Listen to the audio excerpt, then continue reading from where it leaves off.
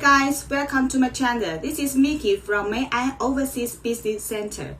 Today I'm gonna talk about how do we copy configuration of alarm panel to other panels.